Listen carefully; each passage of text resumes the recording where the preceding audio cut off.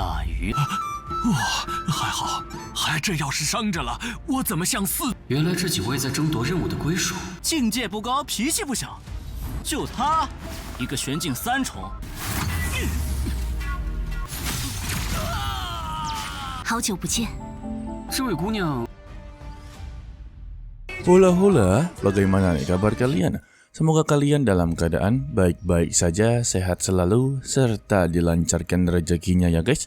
Amin. Seperti biasa, untuk hari Rabu, kita akan melanjutkan tonggak dari Isi Tuzun, tepatnya untuk episode 61 guys. Dan untuk hari ini, tonggak dari Slay of the God sudahlah tamat season pertamanya guys. Maka kita akan menunggu tonggak-tonggak terbaru. Sebelum itu, kita review untuk lapar sebelumnya. Kita sudah diperkenalkan dari Tuan Muda ke-8 yang begitu hebat. Dan untuk Lin Yun sendiri, dia telah mendapati kantong penyimpanan milik dari serigala neraka. Dirinya ini menjadi begitu sangatlah penasaran dengan apa yang berada di dalamnya. Ketika diperiksa, ada 2 harta spiritual yang begitu sangatlah hebat dan langsunglah disimpan olehnya. Jadi tanpa basa-basi, langsung saja kita masuk ke dalam ceritanya.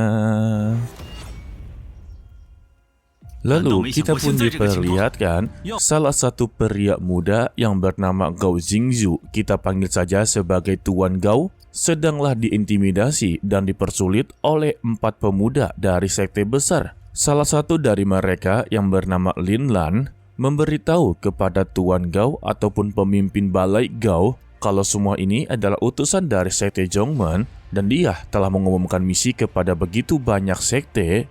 Tetapi dia sama sekali tidaklah pernah memikirkan situasi seperti ini. Dan satu lagi yang bernama Xia Tongfei memberitahunya kalau misi tersebut harusnya cukup dia sendirilah yang melakukannya. Jadi untuk ketiga pemuda ini lebih baik pergi ke tempat asalnya. Di sini mereka berempat tampaknya sedanglah memperebutkan misi terbaru guys. Namun ucapannya ini malah mengundang sebuah perseteruan. Sehingga mereka pun terpikirkan lebih baik bertanding 1 melawan 1, jika yang kalah maka dia haruslah menyerah. Tetapi Xiaoran, si pria pemegang kipas, sama sekali tidaklah suka dengan pertarungan kali ini. Sebab mereka bertiga ini hanya tahu berkelahi tanpa adanya menyelesaikan sebuah masalah yang penting. Tetapi ada salah satu dari mereka berkata, dasar wanita. Mendengar itu, Xiaoran pun tampak begitu kesal dan dia tidaklah terima. Sehingga dia pun langsunglah mundur ke arena dan menantang mereka bertiga untuklah bertarung.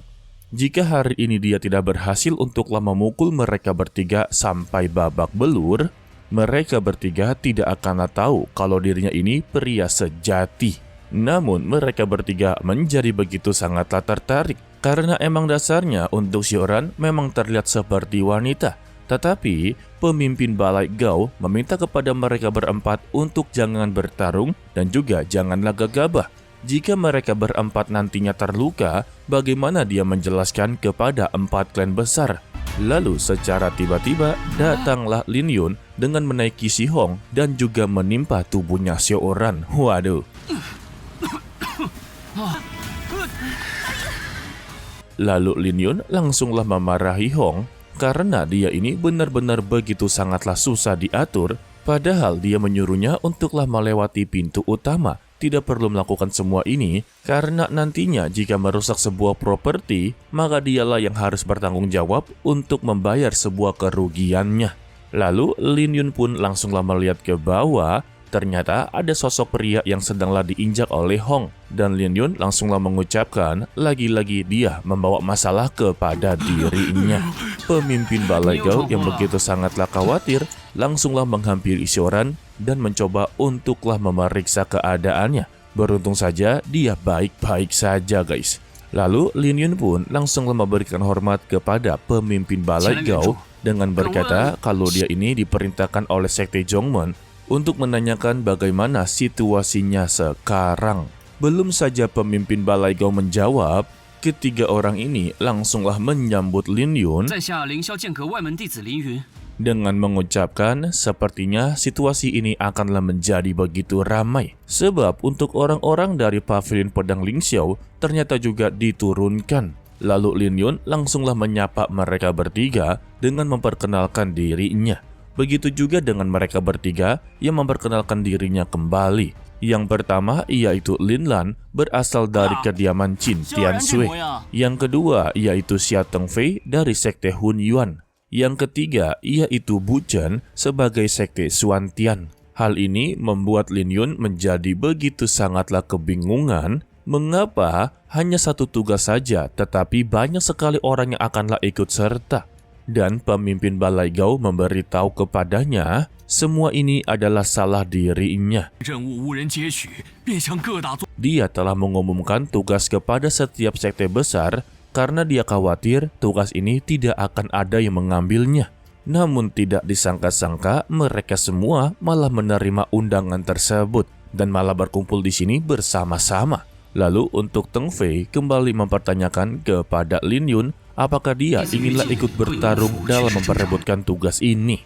Dan Lin Yun sudahlah mengetahui permasalahannya. Di sini mereka sedanglah memperebutkan kepemilikan misi yang akanlah dijalani. Ditambah juga dia menjadi begitu penasaran karena untuk 4 sekte besar dari dinasti Qin selalu bertentangan satu sama lain, atau lebih tepatnya mereka ini selalu bersaing satu sama lain. Jadi menurut Lin Yun masalah ini akanlah menjadi besar. Jadi lebih baik dia tidaklah ikut campur dari pertarungan ini. Tetapi sayangnya Teng Fei langsunglah meremehkan kemampuan dari Lin Yun.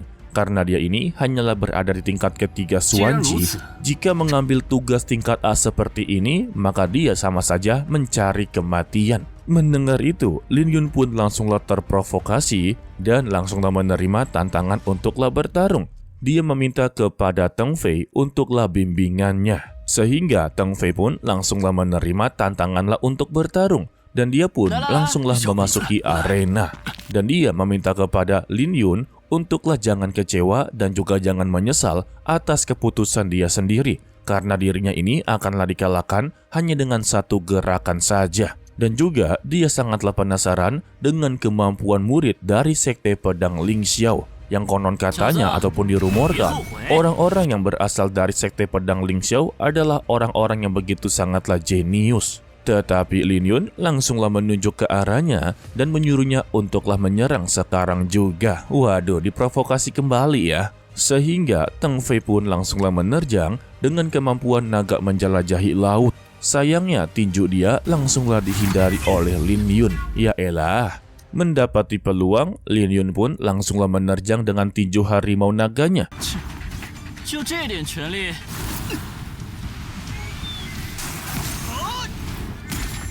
Tetapi Teng Fei langsunglah menggunakan perisai tungku, yang dimana kemampuannya ini sama seperti senior Zhou Yun, karena mereka berdua sama-sama berasal dari sekte Huan Yuan guys. Tinju milik dari Lin Yun yang tidak berhasil untuklah menghancurkan pelindungnya membuat Teng Fei menjadi begitu sangatlah sombong. Ternyata kekuatan tinju harimau naga hanyalah seperti ini saja. Waduh, minta digetok nih orang. Tetapi dia begitu lengah. Secara tiba-tiba tungku miliknya mengalami getaran dan terlihatlah sebuah retakan. Dan Lin Yun meminta maaf kepada dirinya karena tungkunya terlalu tebal, jadi dampaknya terlalu begitu terlambat. Dan duar, Teng Fei pun langsunglah terpental keluar arena. Setelah melihat kekalahan dari Teng Fei, Bu Chen dan juga Lin Lan langsunglah berpikir 2 kali dengan mempertanyakan kepada Bu Chen apakah segel kekosongannya sekuat milik dari Lin Yun. Bu Chen mengakui kalau segel kekosongannya ini jauh lebih buruk daripada Lin Yun. Karena segel kekosongan milik dari Lin Yun itu diisi dengan kekuatan pedang. Tetapi dia juga masihlah belum yakin, mungkin saja segel kekosongan milik dari Lin Yun bisalah dia tahan dengan kekuatan pelindungnya. Lantas Lin Lan mencoba untuklah memprovokasinya. Kalau begitu, maka dia haruslah melawan Lin Yun. Biarlah mendapati jawaban apakah segel kekosongan dia jauh lebih kuat daripada lawannya. Sayangnya setelah melihat Teng Fei tidaklah sadarkan diri, Bu Chen memutuskan untuklah tidak bertarung. Dan Lin Lan mencoba untuklah mengejeknya. Ternyata Bu Chen sedanglah ketakutan. Begitu juga dengan Bu Chen langsung membalasnya, bukankah dia juga sedanglah ketakutan? Tetapi mereka berdua ini gengsinya begitu besar tidak mau mengakui kalau mereka sama-sama takut kepada Lin Yun. Sehingga mereka berdua memutuskan untuklah melakukan misi secara bersama-sama itu lebih baik. Bisa-bisanya. Lalu untuk Xiaoran akhirnya telah tersadarkan dan dia pun langsunglah marah-marah siapa yang berani untuklah menyerang dirinya. Mereka berdua pun langsunglah menunjuk ke arah Lin Yun. Sehingga Lin Yun pun langsunglah dimarah-marahi. Serta diancam siapapun yang mencelakai dia dari balai gunung Moye, maka dia akanlah mendapati konsekuensinya. Namun ketika dia tidak sengaja menoleh ke belakang dan melihat sosok dari Teng Fei tidaklah sadarkan diri, mentalnya pun langsunglah menciut dengan mempertanyakan siapa yang membuat Teng Fei sampai seperti ini. Dan mereka berdua langsunglah menunjuk ke arah Lin Yun. Waduh. Sehingga dia pun langsunglah tidak berani untuklah menantang Lin Yun. Dan malah mengajak bekerja sama untuklah mereka berempat dalam menyelesaikan misi ini bersama-sama itu jauh lebih baik. Dan juga untuk pemimpin Gao setuju dengan semua ini. Memang lebih baik mereka bekerja sama dalam menyelesaikan misi ini. Karena semuanya sudahlah sepakat, dia akan memanggil salah satu gadis yang akan mengantarkan misi mereka nantinya. Dan keluarlah gadis cantik yang bernama Bai Cui Sui, di mana ini pernah keluar di season pertamanya. Dan dia adalah pemimpin kota Bai yang telah diselamatkan oleh Lin Yun. Dan Nona Bai langsunglah mengucapkan lama tidak berjumpa. Ketika diperlihatkan, Lin Yun pun langsunglah terkejut. Ternyata ini adalah teman lamanya. Selagi mereka berbicara satu sama lain, terlihatlah dari belakang ada salah satu pelayan yang sedanglah melemparkan burung merpati sebagai pesan kepada tuannya, sembari berkata ikan besar telah datang. Dan kita bersambung untuklah dilanjutkan part berikutnya, ya antara hari Sabtu, antara hari Minggu, antara hari Senin guys. Karena untuk hari Sabtu jadwalnya begitu padat, jadi tidak memungkinkan untuklah mimin garap untuk Tonghua dari Yishi Tuzun. Kemungkinan terbesarnya ya untuk hari Senin atau hari Minggu barulah tayang. Jadi sedikit spoiler untuk part berikutnya, mereka berempat bekerja sama dalam menyelesaikan misi ini, yang dimana mereka akanlah mengantarkan Nona Bai untuklah pulang ke kotanya. Namun di dalam perjalanan mereka mendapati sebuah masalah. Bukan hanya diserang oleh para monster, tetapi para bandit yang sebelumnya telah mengetahui misi tersebut. Sehingga dalam perjalanan mereka haruslah menghadapi rintangan yang begitu banyak. Oke lah, sepertinya cukup sampai di sini saja dulu untuk video kali ini ya. Mimin ucapkan terima kasih kepada kalian yang telah menonton sampai akhir. Pesan dari Mimin, tetaplah menjadi orang yang baik walaupun itu sangatlah sulit. To be continue, sampai jumpa di video berikutnya. Bye bye. 还好，这要是伤着了，我怎么向四？原来这几位在争夺任务的归属。境界不高，脾气不小。就他，一个玄境3重。好久不见，这位姑娘。